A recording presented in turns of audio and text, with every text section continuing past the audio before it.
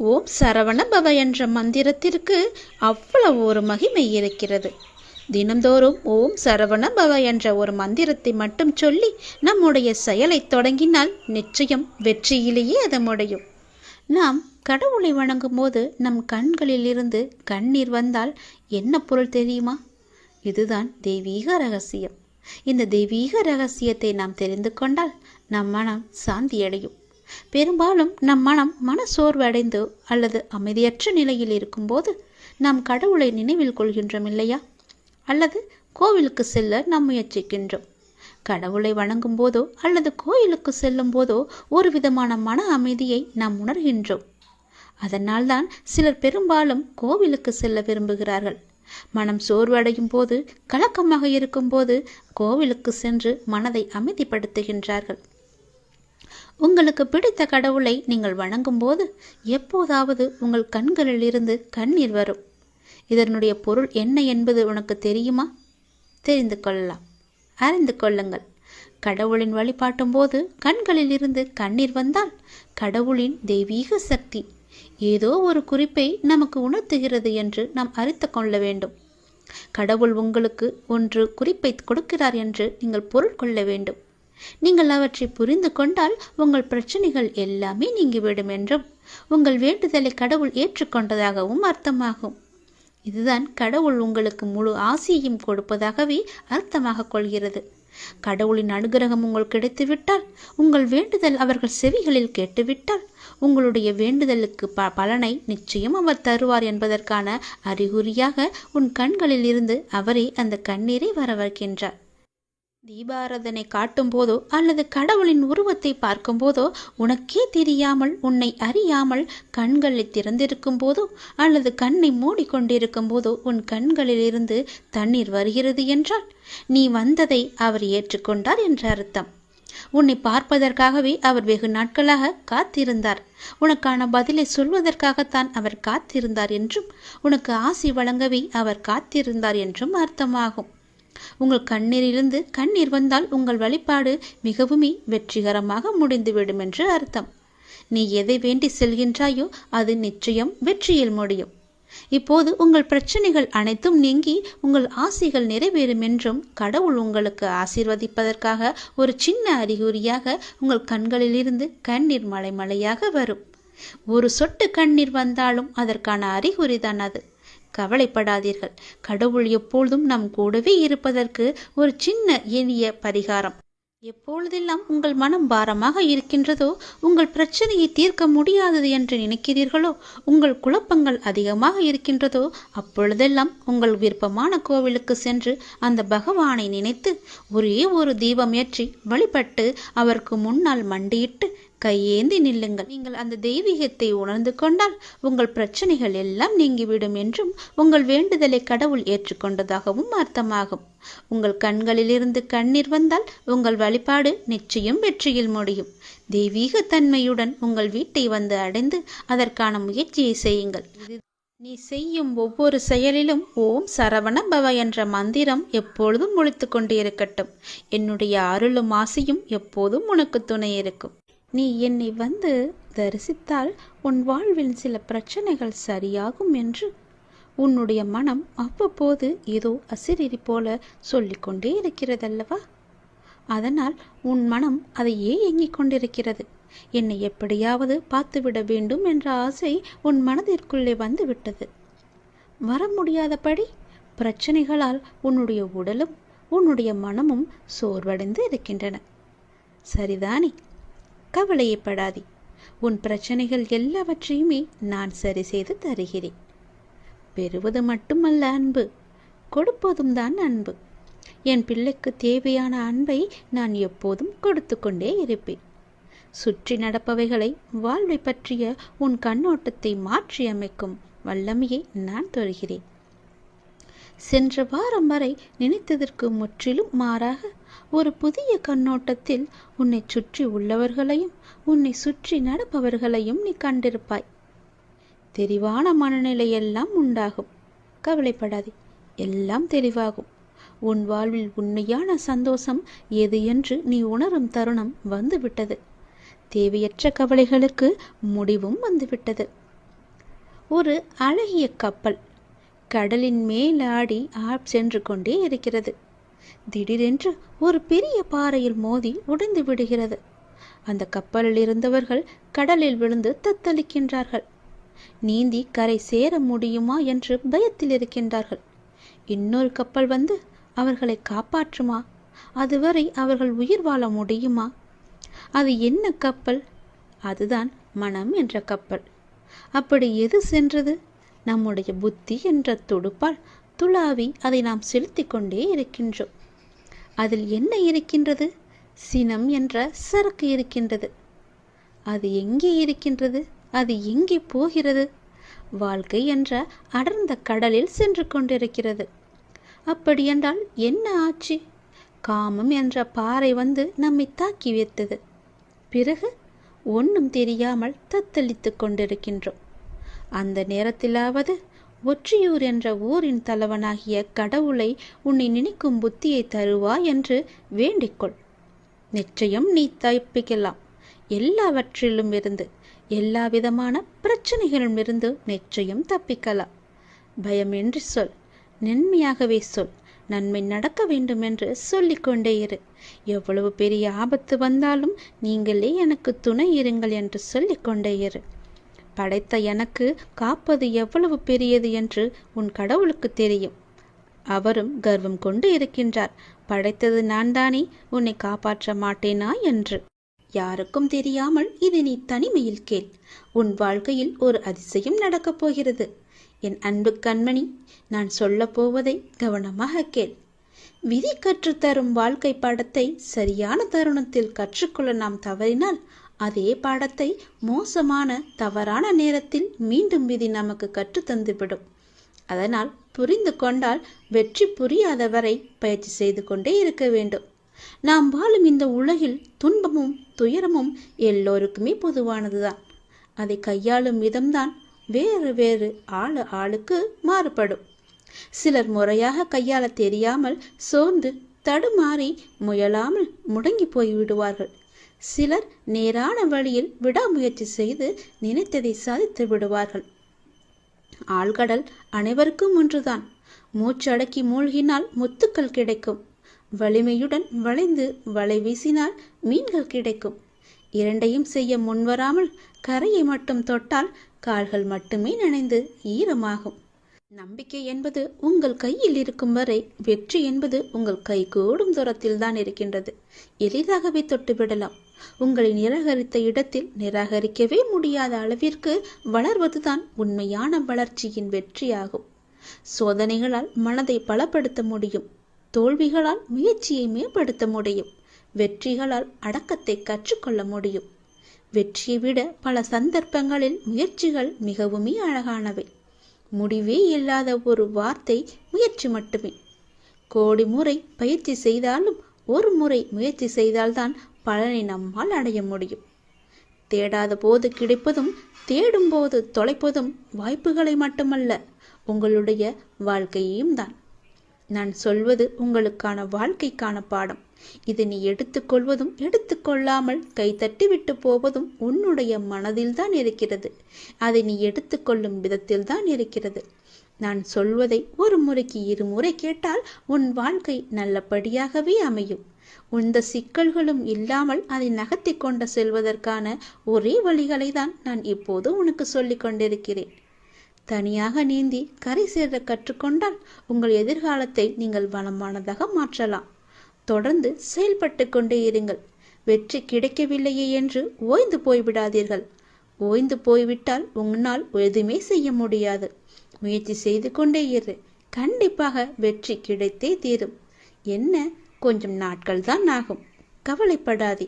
கண்டிப்பாக அந்த வெற்றி உனக்காக மட்டுமே இருக்கிறது என்பதை நம்பி நம்பிக்கையோடு துணிச்சலாக இறங்கு. இதை நீ செயல்படுத்தினால் வாழ்க்கையில் முன்னேறலாம். நான் எழுதியபடிதான் உனக்கு நல்லது நடக்கப் போகின்றது. நான் எழுதியபடியே உனக்கு நடக்கப் போகிறது. இன்னும் சில தினங்களில் நீ ஏங்கிய விசேஷம் உன் வீட்டில் நடக்கப் போகிறது. மிக மகிழ்ச்சியான விஷயங்கள் எல்லாம் உன் வீட்டில் நடக்கப் போகிறது. உன்னை தேடிக்கொண்டு நான் வந்து கொண்டிருக்கிறேன். சந்தோஷ மலையில் நீ நனையப் போகின்றாய். உன்னுடைய பொறுப்பானது நாளுக்கு நாள் அதிகரித்து கொண்டே போகிறது. அந்த சுமையை எப்படி தாங்கப் போகிறேன் என்ற கவலை உனக்குள்ளே ஆட்கொண்டு விட்டது. ஆனால் இதுவரை உனக்கு வந்த பொறுப்புகளை நீ திறம்பட சமாளித்தாய் அல்லவா? அது போலவே உனக்கு பொறுப்பு கூடும் போதும் கூடுதல் சக்தி உனக்கு தேவைப்பட நான் உனக்கு சக்தி அழுகிறேன். திறம்பட சமாளிக்க அதை நான் அல்லவா உனக்கு தரப்போகின்றேன். நீ அதை திறம்பட சமாளிக்கத்தான் போகின்றாய். உற்சாகமாக இந்த நாளை நீ தொடங்கிப்பார். நான் உன்னோடு இருக்கும்போது எதுவும் எதற்காகவும் உன்னை நெருங்கி வராது. நான் பார்த்து கொள்கிறேன்.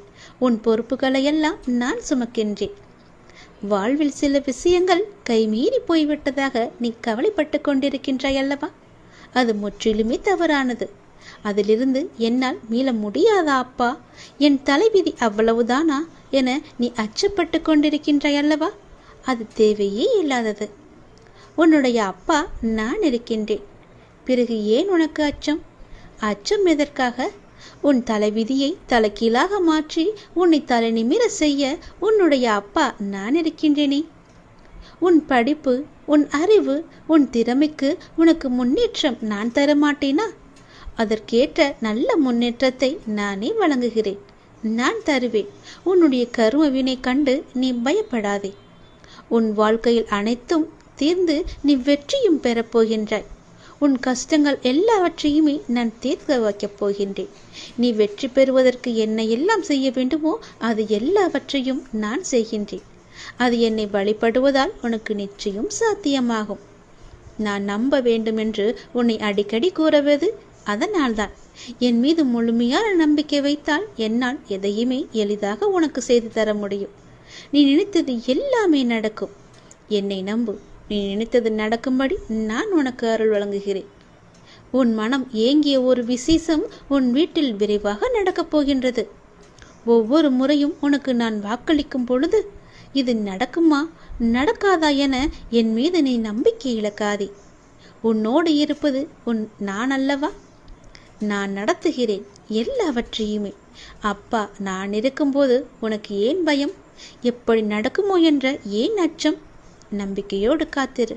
நல்லது நடக்க நான் உனக்கு துணை இருப்பேன். உனக்கு எதை எப்போது எந்த நிமிடத்தில் எந்த நொடியில் தர வேண்டும் என்று நான் எழுதி வைத்தனோ அதை அப்பொழுதுதான் நான் தருவேன். நான் எழுதியதை யாராலும் மாற்ற முடியாது. நான் எழுதியது எப்போது என்று எனக்கு மட்டுமே தெரியும். அதை அந்த நேரத்தில் உன்னிடம் வந்து கொண்டு சேர்ப்பது என்னுடைய பொறுப்பு. அப்படி கொண்டு வந்து சேர்க்கும்போது யார் தடுத்தாலும் அவர்களை மீறி உன்னிடம் வந்து கொடுக்க செய்வேன். உனக்கு கிடைக்காமல் போன ஒன்றுக்காக நீ வருந்தக்கூடாது. ஏனென்றால் அது உன் கையில் விரைவில் கொண்டு வந்து சேர்ப்பதற்கான எல்லா ஏற்பாடுகளையும் நான் செய்துவிட்டேன். மிக மகிழ்ச்சியான நாட்கள் எல்லாம் உன்னை தேடி வந்து கொண்டிருக்கின்றது. நல்ல நல்ல புத்தம்போது நிகழ்ச்சியெல்லாம் உன் வாழ்க்கையில் நடக்கப் போகின்றது. சந்தோஷ மலையில் நீ நனையப் போகின்றாய். வெற்றி மலையை உனக்கு குவியந்து குவியப் போகின்றது. வெற்றி முழக்கம் உன் வீட்டு கதவை தட்டப் போகின்றது. சந்தோஷமாக இந்த நாளை நீ தொடங்கிப்பார். நல்லது நடக்கும். எப்போதும் என்னுடைய இன்முகத்தை உன் நினைவில் வைத்து என்னுடைய நாமத்தை உன் நாவில் வைத்து ஒவ்வொரு நாளையும் நீ தொடங்கிப்பார். உன்னிடம் நான் பேச விரும்புகிறேன். மிக முக்கியமான விஷயத்தை நான் உன்னிடம் பேச வேண்டும். சிறிது நேரம் ஒதுக்கி என்னை பார்க்கவா. தயவு செய்து என்னை வந்து பார்த்துவிட்டு போ. நீ ஒரே ஒரு முறை திருச்செந்தூர் வர வேண்டும். திருச்செந்தூர் வந்து என்னை தரிசிக்க வேண்டும். நான் உன்னிடம் வந்து பேச வேண்டும். எனக்கு சிறிது நேரம் ஒதுக்கி என்னை பார்த்து விட்டு போ. உன்னுடைய நல்ல மனதுக்கு ஒரு நல்ல விஷயம் கண்டிப்பாக நடக்கப் போகின்றது. நீ என் மேல் கொண்ட பக்திக்கும் நம்பிக்கைக்கும் பலனாக உன்னுடைய வாழ்வில் ஒரு நல்ல விஷயம் நடக்கப் போகிறது. கடந்த மாதத்தில் பின்தங்கி இருந்த உன்னுடைய வாழ்க்கை இப்போது முன்னேற்றம் பெறப் போகிறது. உன்னுடைய காத்திருப்புக்கு கைமேல் பலன் கிடைக்கப் போகிறது.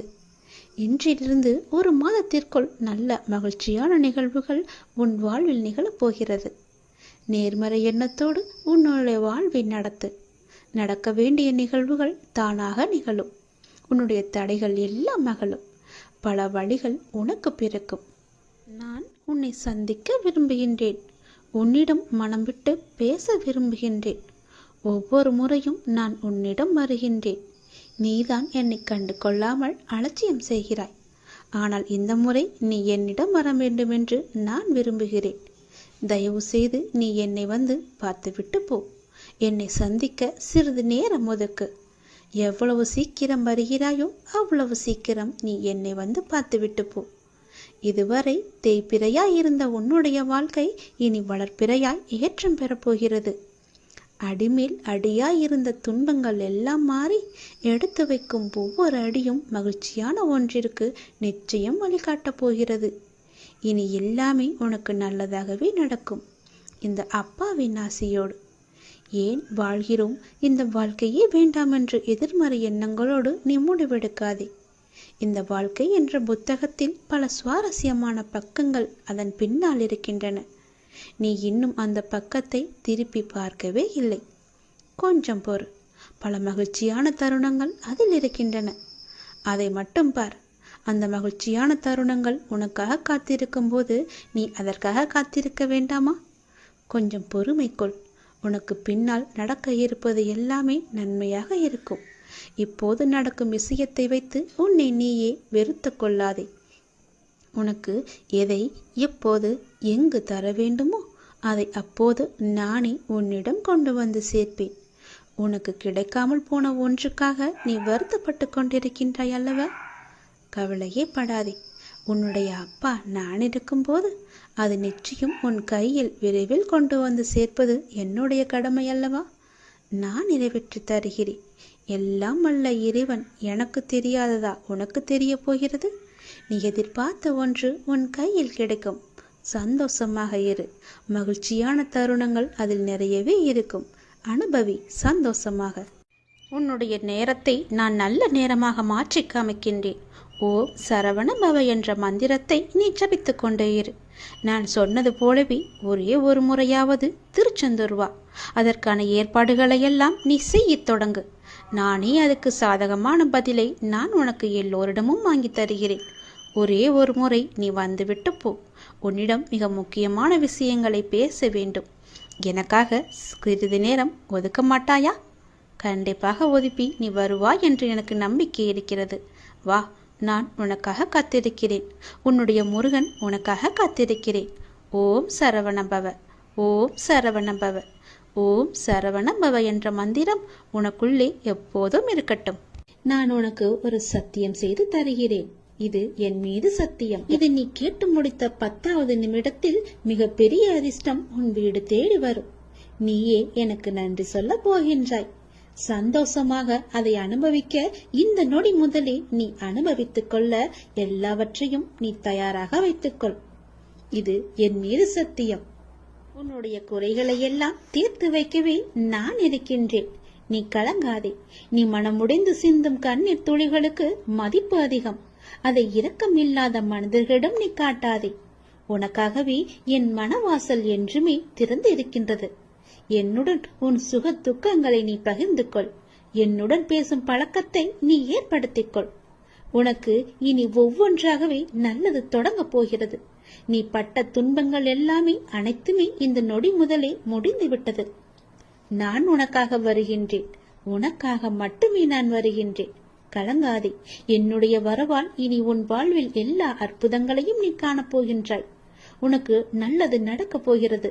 நல்லது மட்டுமே இனி நடக்கப் போகிறது. ஏனென்றால் இருள் நீங்கி ஒளிமயமான வாழ்க்கையை நீ வாழப் போகின்றாய். நீ எதிர்நோக்கும் அத்தனை செயல்களும் வெற்றி பெறும். அந்த நாள் வெகு தொலைவில் இல்லை. உனக்கு வழி துணையாக நான் இருக்க உனக்கு ஏன் கவலை? நீ எடுத்த முடிவில் உறுதியாக இரு. நீ செல்லும் பாதையில் உனக்கு துணையாக நான் வருகின்றேன். எதற்காகவும் எப்போதும் அவசரப்பட்டு விடாதே. நேரம் வரும்போது என்னுடைய அருளால் அது தானாக நடக்கும். உங்களுக்கு நல்லது நடக்கும்படி நானே அமைத்து தருகிறேன். ஏனென்றால் உன்னுடைய துன்பங்கள் எல்லாமே இந்த நொடி முதல் முடிந்து விட்டது. இன்னும் 10 நிமிடத்தில் ஒரு நல்ல செய்தி உனக்காக தயார் செய்து வைத்திருக்கிறேன். அது உன்னிடத்தில் வந்து சேர்ந்துவிடும். உன்னை நான் எப்போதுமே கைவிட்டு விட மாட்டேன். என்னை பார்க்கவில்லை என்று புலம்பாதே. நான் உன்னை பார்த்து கொண்டுதான் இருக்கிறேன்.